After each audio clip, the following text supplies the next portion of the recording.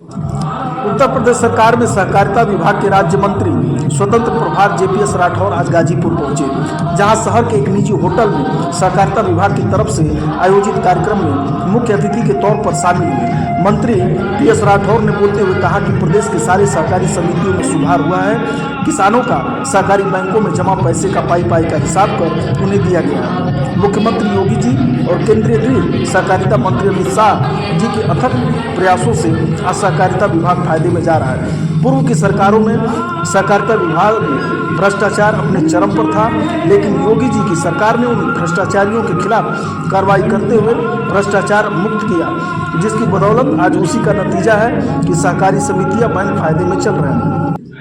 अपने संबोधन भाषण में मंत्री ने कहा, गाजीपुर वीर शहीदों की धरती रही है। शेरपुर गांव जो आज भी अष्ट शहीदों के नाम से जाना जाता है, कभी देश की आज़ादी के लिए अपने प्राणों की आहुति देने में जिला कभी पीछे नहीं हटा। गाजीपुर के सिरमौर माननीय जम्मू कश्मीर के उपराज्यपाल मनोज सिन्हा की बदौलत आज जम्मू कश्मीर के हालात काफ़ी बेहतर हुए हैं। आतंकवादियों घटनाओं में कमी आई है और वहाँ विकास योजनाएं लोगों तक पहुँची है। कभी कश्मीर में धारा 370 हटाए जाने को लेकर कत्लेआम की धमकियाँ दी जाती थी, लेकिन सरकार की कठोर सुरक्षा नीतियों के चलते धारा 370 हटी तो कहीं से भी कोई अप्रिय घटना तक नहीं हुई। राज्य मंत्री द्वारा गाजीपुर के साधन सहकारिता विभाग में किए गए कार्यों की प्रशंसा भी की गई। आखिर में राज्य मंत्री ने पत्रकार वार्ता भी की, जिसमें पत्रकारों के सवाल पर कि 2024 में इंडिया गठबंधन को कहां देखते हैं, कहा यह गठबंधन घमंडिया गठबंधन है, स्वार्थ का गठबंधन है। हाल के विधानसभा चुनाव में कांग्रेस, सपा और आम आदमी पार्टी खुद एक दूसरे के खिलाफ चुनाव लड़ रहे थे। आप देखना चुनाव आते आते सब बिखर जाएंगे। गाजीपुर में लोकसभा और विधानसभा चुनाव में हार पर कहा, चुनाव में हार जीत लगी रहती है। आने वाले लोकसभा चुनाव में उत्तर प्रदेश से बीजेपी 80 की 80 सीटें जीतेगी। इससे पहले मां सरस्वती की प्रतिमा को दीप प्रज्वलित कर कार्यक्रम का शुभारंभ किया गया। कार्यक्रम में मुख्य अतिथि राज्य मंत्री को फूल मालाओं से वो भी एक सैनिक की तरह वहां पर जुटे हुए हैं, और जब से वो वहां पर गवर्नर बने हैं, आप देखिए कि किसने इतिहास रचने का काम किया। जो 1947 से लेकर धारा 370 हमारे लिए कलंक बनी हुई थी और वो नस्तर की तरह चुभ रही थी, उस धारा 370 को हटाने में माननीय अमित शाह जी, माननीय नरेंद्र मोदी जी के साथ अगर किसी ने पूरी तरीके से डटकर मुकाबला किया है तो माननीय मनोज सिन्हा जी उसके गाजीपुर को उनका नाज होना चाहिए। पूरे देश के लोगों को उन पर फख्र है, गर्व है कि एक ऐसी शख्सियत जिन्होंने यहाँ की उनकी जन्मभूमि है, कर्मभूमि है, और उन्होंने जाकर किस तरीके से हमारे तिरंगा की मान सम्मान की रक्षा करने का काम किया है। हमारे जम्मू कश्मीर को एक देश का अविभाज्य अंग बनाने का काम किया है। और किस तरीके से जब वहां पर कोई बात उठती थी, फारूक अब्दुल्ला कहते थे कि अगर धारा 370 हटाई गई तो जम्मू कश्मीर में खून की नदियां बह जाएंगी, इतनी गोलियां चलेंगी, खून की नदियां तो बहना दूर। जिस समय धारा 370 हटी, एक खून किसी का नहीं, खून का बहा, ये हमारा इतिहास है। साथ ही साथ जो आतंकी गोलियां AK-47 चलाने के लिए मशहूर थे, जो आतंकी पत्थर चलाने के लिए जाने जाते थे, वहां पर एक पत्थर जम्मू कश्मीर में नहीं उठा और धारा 370 हट गई।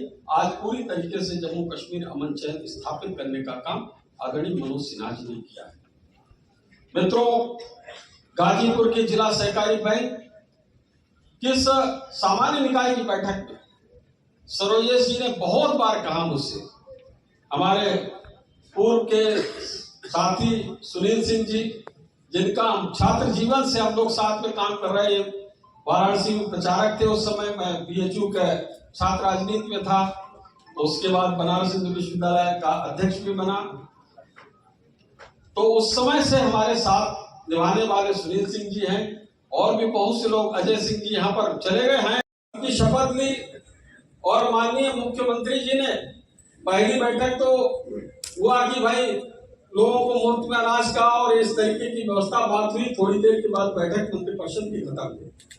दूसरी बैठक जब विस्तृत शुरू हुई तो माननीय मुख्यमंत्री जी ने सबसे पहला चर्चा सहकारिता मंत्री जी, मैंने कहा महाराज जी, तो कहा कि तुमको ये लक्ष्य दिया जाता है कि 16 जिला सहकारी बैंक हैं जहां पर किसानों को पैसा नहीं दिया जा रहा है, उनका एक एक पाई का भुगतान तुमको करना है।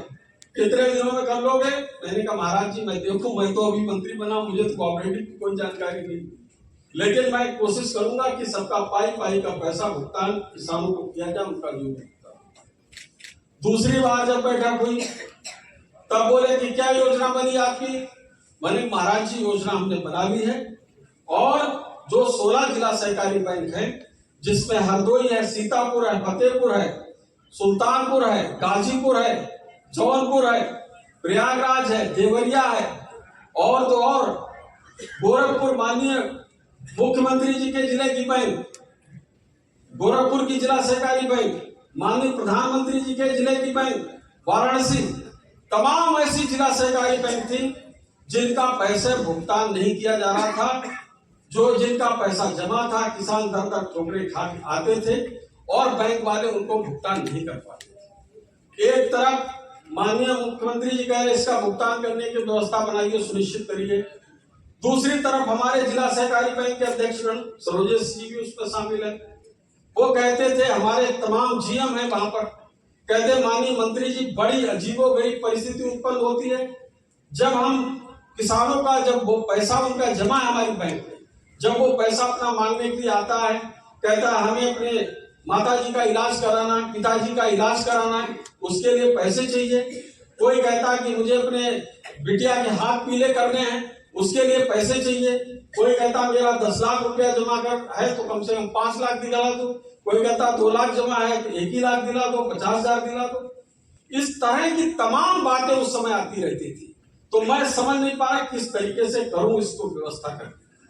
मैंने पूरी एक योजना बनाई अधिकारियों के साथ बैठकर, और उसके बाद जो केंद्र सरकार से पैसा मिला, प्रदेश सरकार से पैसा मिला, उस पैसे को पूरा रोके हुए मैंने उस पर रिस्क लेकर तमाम जब अधिकारियों से कहा कि इस पैसे को नीचे दीजिए बैंकों को, इससे किसानों को भुगतान करिए, और बैंक वो कह रहे थे नहीं साहब इसमें सीबीआई जांच हो जाएगी, इसमें साहब हमको जेल चला जाना पड़ेगा।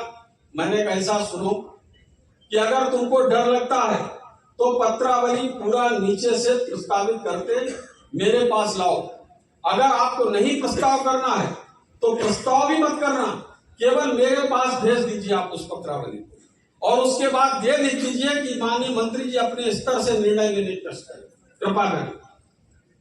उसके बाद पत्रावली जब मैंने मंगाई, और उसके बाद मैंने उस पर कहा कि सभी जो भी जिनका पैसा जमा है हमारी जिला सहकारी बैंकों में, उनका पैसा तत्काल भुगतान किया जाए।